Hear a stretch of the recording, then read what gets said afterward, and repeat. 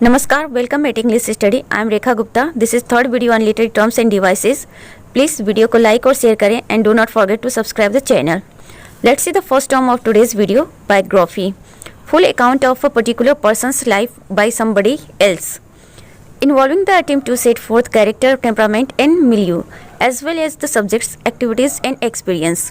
तो बायोग्राफी क्या होता है? किसी और के द्वारा लिखा हुआ किसी और की लाइफ के बारे में होता है, वो भी फुल डिटेल में होता है और इसमें उस पर्सन के कैरेक्टर, टेम्परामेंट और मिलियो दैट इज एटमॉस्फेयर को प्रेजेंट करने की कोशिश की जाती है।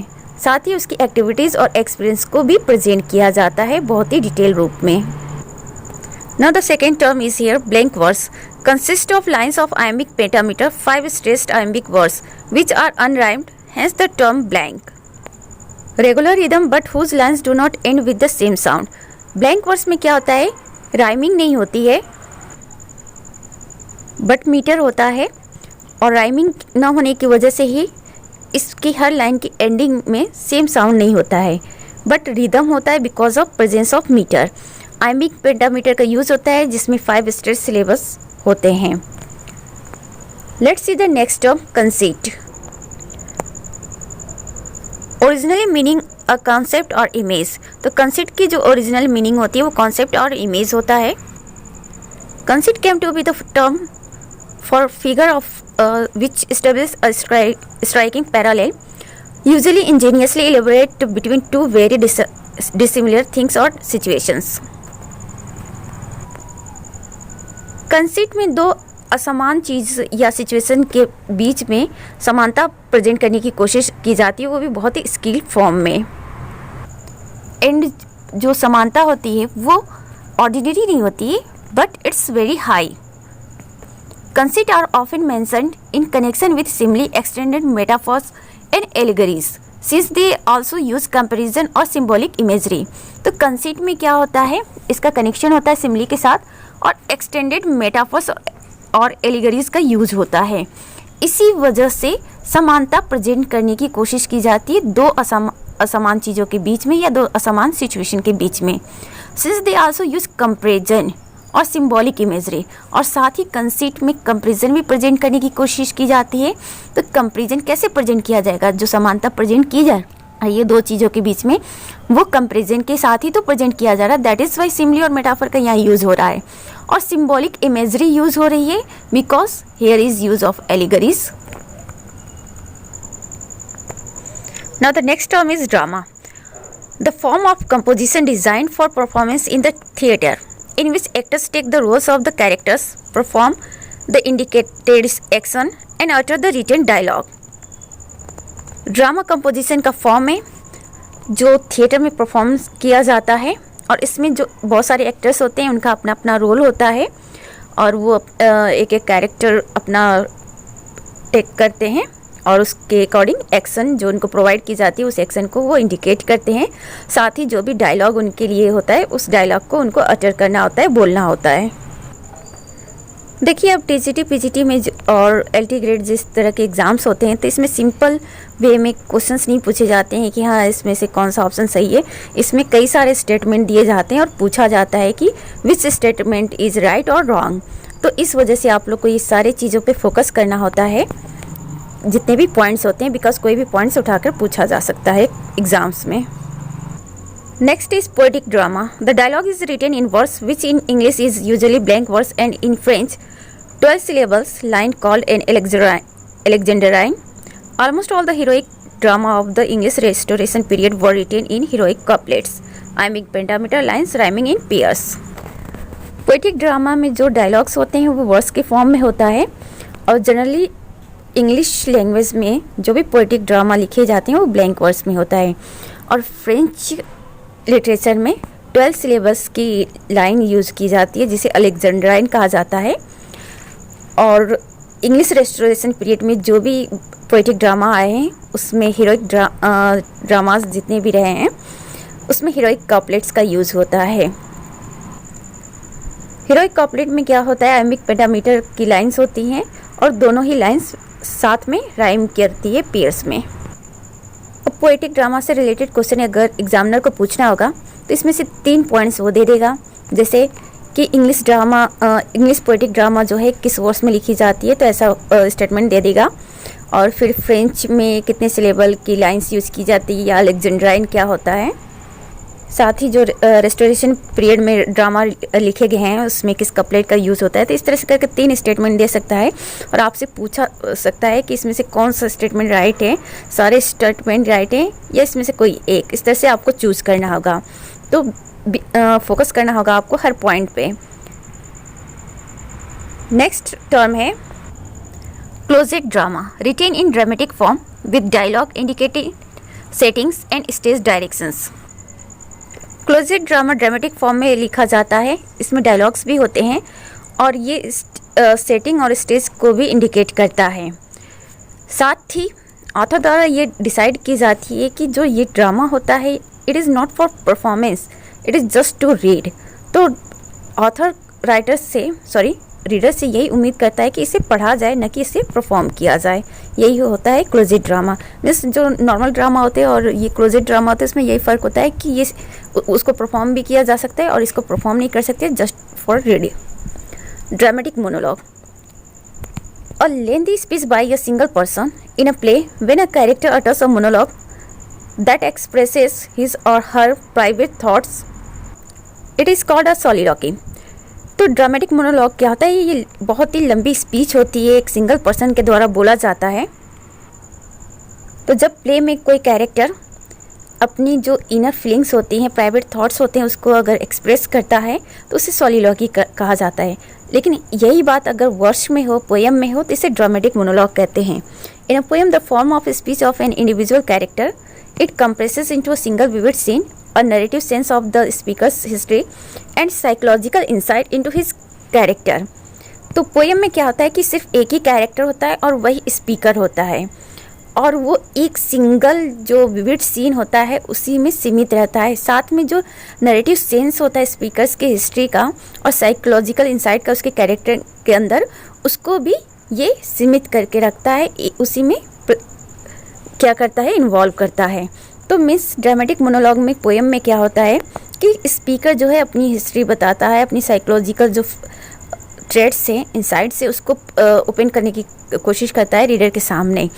तो कैरेक्टर सिर्फ एक होता है और अदर जो कैरेक्टर होते हैं वो साइलेंट होते हैं, उनको बस सुनना होता है और उनको कुछ बोलना नहीं होता है ड्रामेटिक मोनोलॉग में। और प्ले में ये सॉलिलॉक्वी होता है, जो कैरेक्टर होता है वो स्टेज पे ही अपनी प्राइवेट थॉट्स को एक्सप्रेस करता है, ऑडियंस सुन सकते हैं बट दूसरे कैरेक्टर उस ड्रामा के नहीं सुन सकते हैं। Next term is here elegy. In Greek and Roman literature, elegy denoted any poem written in elegiac meter, alternative hexameter and pentameter lines with the subject matter of grief, loss or death. Traditionally it contains themes of mourning, loss, reflection, redemption and consolation. तो elegy क्या होता है, Greek और Roman literature में elegy एक ऐसे poem के बारे में कहा जाता है जिसमें एलिजिक मीटर का यूज़ किया गया हो और अल्टरनेट रूप से हेक्सामीटर और पेंटामीटर लाइंस होते हैं with the subject matter of grief. और एलिजी पोएम के जो सब्जेक्ट मैटर होते हैं वो ग्रीफ होता है, लॉस होता है, डेथ होता है, मतलब दुख की चीज़ें होती हैं, जहाँ इंसान किसी को खो दिया हो या किसी के बारे में किसी पर्सन को लेकर वो बहुत दुखी हो, किसी सिचुएशन को लेकर बहुत दुखी हो, तो उस सब्जेक्ट मैटर को प्रेजेंट करने की कोशिश की जाती है एलिजी में। और ट्रेडिशनली इसके जो भी थीम्स होते हैं वही मॉर्निंग होता है, मतलब विलाप करना, दुख व्यक्त करना, लॉस होता है जब कोई किसी को खो दे या किसी पर्सन या किसी सिचुएशन में वो परेशान रहे, रिफ्लेक्शन हो पुरानी यादों को, या रिडेम्पशन हो या कंसोलेशन हो। तो इस तरह के जो थीम होते हैं वो एलिजी में लिए जाते हैं। Next term is here epic. In its strict sense, the term epic or heroic poem is applied to a work that meets at least the following criteria. It is a long verse, narrative on a serious subject, told in formal and elevated style, and centered on a heroic quasi divine figure on whose actions depends the fate of a tribe, a nation, or the human race. Epic में कुछ criteria को strictly follow किया जाता है। Criteria क्या क्या है, let's see. It is a long verse. तो क्राइटेरिया ये है कि ये लॉन्ग वर्स होनी चाहिए, बहुत ही लंबी, कई सारे बुक्स में लिखे जाते हैं generally. Narrative on a serious subject, और सीरियस सब्जेक्ट पे कहानी कही गई हो, जो भी कहानी हो वो उसका सब्जेक्ट सीरियस होना चाहिए। Told in formal and elevated style, तो बहुत ही फॉर्मल वे में कहा गया, किसी का पर्सनल ना हो ये, और साथ ही एलिवेटेड स्टाइल हो, इसका ग्रैंड स्टाइल यूज़ किया गया हो। Centered on a heroic quasi divine figure on whose actions depend, और ये क्या करता है, जो हीरोइक डिवाइन फिगर होते हैं उस पर ये सेंटर्ड होता है, पूरी स्टोरी जो होती है, मतलब किसी पावरफुल पर्सन पे, किसी सुपरनेचुरल पावर वाले पर्सन पे डिपेंड होता है, बिकॉज उसके ऊपर पूरे ट्राइब का किस्मत डिपेंड करता है, या पूरे राष्ट्र का किस्मत डिपेंड करता है, या पूरे मानव जाति का। लाइक सुपर हीरो, अगर सुपर हीरो कुछ भी गलत एक्शन ले ले तो उसकी वजह से, या कोई भी एक्शन ले तो उसकी वजह से उसका पूरा देश या उसकी ट्राइब या ह्यूमन रेस जो है इफेक्ट हो सकता है, तो उसे एपिक कहेंगे। Epigram, the term is now used for a statement whether in verse or prose which is terse pointed and witty.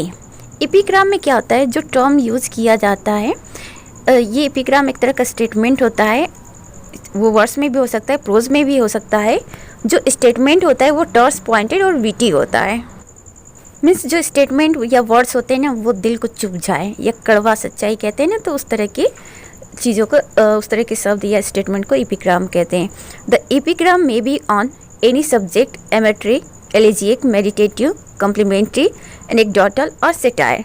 तो जो एपिग्राम होता है वो किसी भी सब्जेक्ट पे हो सकता है, चाहे वो एमेट्री हो, एलिजिक हो, मेडिटेटिव हो, कॉम्प्लीमेंट्री हो, एनेक्डोटल हो, otherwise satire.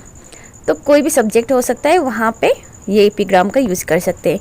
Eight epigram is a short pithy saying usually in verse, often with a quick satirical twist at the end. The subject is usually a single thought or event. Simple language में भी epigram को देख लेते हैं। ये क्या होता है, एक शॉर्ट पीथी सेइंग होती है, सारगर्भित रूप में किसी बात को कही जाती है, और साथ ही ये क्विक सटाइकल ट्विस्ट होता है, इसके एंड में एक तरह से कटाक्ष की जाती है लास्ट में। The subject is usually event, और जो सब्जेक्ट होता है कोई सिंगल थॉट या इवेंट होता है। Next term is epiphany, refers generally to a visionary moment when a character has a sudden insight or realization that changes their understanding of themselves or their comprehension of the world. तो एपिफैनी क्या आता है, visionary moment को refer करता है जिससे character में अचानक कोई अंदर उसके इनसाइट में कुछ चेंजेस हो जाए, या उसको आत्म अभिव्यक्ति हो जाए, सेल्फ रियलाइजेशन हो जाए, जिसकी वजह से वो खुद को क्या कर ले, चेंज कर ले, और साथ में वो दुनिया का जो वर्ल्ड है, दुनिया है क्या है, ये सब चीज़ें वो समझ सके। तो ओवरऑल देखा जाए कि एपिफैनी में क्या होता है कि जो कैरेक्टर होता है वो खुद को भी समझता है, और जो दुनिया की सच्चाई या सत्य है उसको भी समझता है। Next term is epithet, an adjective or phrase that is used to describe somebody something's character or most important quality, specially in order to say something good or bad about somebody and something. Epithet क्या होता है, ये adjective या phrase हो सकता है, और इसका यूज़ किया जाता है किसी के बारे में कुछ कहने के लिए, किसी चीज़ के बारे में या किसी कैरेक्टर के बारे में। मोस्ट इम्पॉर्टेंट इसमें क्या होता है कि quality, specially in order to say something. तो मोस्ट इम्पॉर्टेंटली एपिथेट में किसी की क्वालिटी बताई जाती है, और किसी चीज़ के बारे में या किसी के बारे में उसके गुड क्वालिटी को भी बताया जा सकता है, बैड जो डिमेरिट्स हैं उसको भी बताया जाता है। जनरली एपिथेट में क्वालिटी ही बताई जाती है, और एपिथेट जो होता है, जो ग्रेव वगैरह होते हैं, कब्र वगैरह होते हैं, बड़े बड़े जो महान पोएट होते हैं उनके कब्र पे लिखा होता है, तो जाहिर सी बात है उसमें उनकी तारीफ़ें लिखी गई होगी, उनकी क्वालिटी ही बताई जाती है। Next term is essay, any short composition in prose that undertakes to discuss a matter, express a point of view, pursued us to accept a thesis on any subject, or simply entertain, usually dealing with its subject from limited and often personal point of view. ऐसे क्या होता है, एक short composition है pros में, और इसमें जो सब्जेक्ट मैटर डिस्कस किया जाता है वो किसी पॉइंट को एक्सप्रेस कर रहा होता है। एसिस्ट क्या करते हैं कि वो अपनी ओपिनियन को एक्सप्रेस करने की कोशिश करते हैं थ्रू द अपनी राइटिंग। तो अपनी राइटिंग के माध्यम से वो क्या करना चाहते हैं, अपनी ओपिनियन को प्रेजेंट करने की कोशिश करते हैं और साथ ही वो इस उम्मीद से ये प्रेजेंट करते हैं कि जो रीडर होंगे उसे एक्सेप्ट करने की कोशिश करेंगे या सिंपली उन्हें एंटरटेन भी कर सकते हैं। Usually dealing with its subject from limited, तो इसका जो सब्जेक्ट होता है वो लिमिटेड होता है और पर्सनल पॉइंट ऑफ व्यू को जनरली प्रेजेंट किया जाता है। तो ऐसे में किसी भी टॉपिक पे उसकी जो प्रॉस एंड कॉन्स होती है उसको प्रेजेंट करने की कोशिश की जाती है और रीडर के सामने रखा जाता है। अब रीडर पे डिपेंड करता है वो उसे एक्सेप्ट करे या नहीं करे। This is all about today's lecture. Soon I will come with next lecture. Thanks for watching. Be happy, keep it up.